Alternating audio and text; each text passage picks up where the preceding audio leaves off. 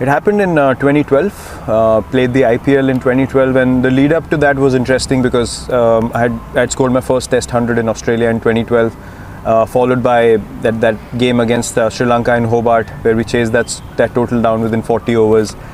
That came out of nowhere, honestly. I did not believe that I could do something like that at the international stage. It happened, gave me so much belief from there, and then Asia Cup came and I got 183 against Pakistan. On a Sunday, everyone was watching, so things really just turned in about 6 months for me. But I forgot the basics of the game. I started, becoming more desperate, and I thought, this IPL, I'm going to dominate everyone.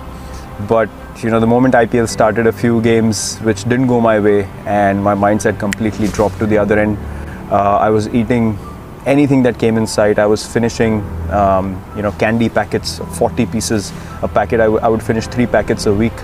I was eating horribly, sleeping horribly. My habits were all over the place. And I finished IPL. I remember I went home, came out of the shower first day, and I saw myself in the mirror and I was ashamed. It was literally, I saw myself and I thought I'm looking at another human being, and I told myself, look, if you want to play cricket at the highest level, this is not the way that you can manage. And from next day onwards, I changed everything about my diet, the way I trained, everything, and from then on it was just an obsession. Look, when I step onto the field, I have to believe that I'm the best, because my mindset, as I said, was very clear from the first time I started playing this game. I'm not going to allow anyone to think that I'm just a pushover. So my mindset was, I'm going to go to Australia, and how am I going to score runs against these guys? I wasn't going out there to survive. And from the time I got back home till the Australia tour, I promise you, I was visualizing every day when I was working out in the gym that I'm hitting Mitchell Johnson, I'm hitting these guys all over the park. And those things came to life eventually because I convinced myself to an extent. When I went there, I was absolutely fearless and things just started flowing. To be honest, before that Australia tour, I was treating every foreign tour like, more like an engineering exam that I have to pass somehow, and I have to show people that I can play at this level. But there I realized that, once you're down and out, there was hardly anyone who came to help me. There was hardly anyone who was looking towards me and saying, listen, let's work together and try to get your game up to speed. Everyone was just going after me left, right and center. So I was like, am I playing to prove these people wrong? For what? I've got nothing to do with them, and they literally have nothing to contribute in my life.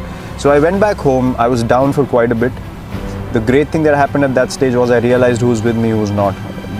Things were filtered to an extent that I just got so relaxed. When I went back home, I was like, okay, I've hit rock bottom now. No one believes in me. Everyone thinks I should not be playing Test cricket. So what can I do? I can just work as hard as I can. For me, one thing was always very clear. When I step onto the field, I'm going to give 120% every game that I play. And one thing for a fact that no one can count that against me. Till the time I play this game, I am going to play this way, and this is who I am. And if my mindset in the field is simple, I will not stand around wanting people to do something that I'm not able to do first. For me, every ball is an event. Every moment is an opportunity to make your team win. And that is exactly why you step onto the field. You have to make that time count. If you told me I had to walk away from this game tomorrow, I can walk away without any regrets. Because everything that I've done since I entered the Indian cricket team has always been for the team. I've been booed by 40,000-50,000 people regularly when I enter the stadiums. If I start focusing on those 50,000, I can't play a ball. For me, that's an opportunity. That's an opportunity for me to say, okay, fine, things are stacked up against me. Let me test myself how good I am. There always have been 2 options for me. Either it's fight or flight, and I've never taken flight. Fight or flight? I've never taken flight. For me, that's just not because look, I can take flight if I can't sleep peacefully at night. For me, it's not worth it. I might as well take the fight. If I fail, I know that I took the right option, and that gives me peace. For me, when I leave the field, as I just said, I need to be able to know that I've given everything I had, and I sleep like a baby. There is nothing else that can distract me then, because in my potential as a human being, God has blessed me with a healthy mind, healthy body, an opportunity which everyone wants. So I have to be honest to that. I have to live up to that. So for me, these things are just a process, just a part of the process, which is you keep moving forward. You keep taking the positive option. Whether you get success or not, that's irrelevant, but never take a backward step. Face the fear, look it in the eye and say, fine. I'm gonna have a smile on my face, and I'm gonna keep coming at you. And that's how I live my life as well. I don't live my life half and half. I've never done something which I'm not 100% convinced about. So for me, as I said, if you wanted me to walk away now, I'd have zero regrets in life or in cricket. But this culture is what is more dear to me, and I will do everything in my ability. Even if we lose a test match, I want us to go for the win, and not surrender or try to save a test match on day 3 or day 4.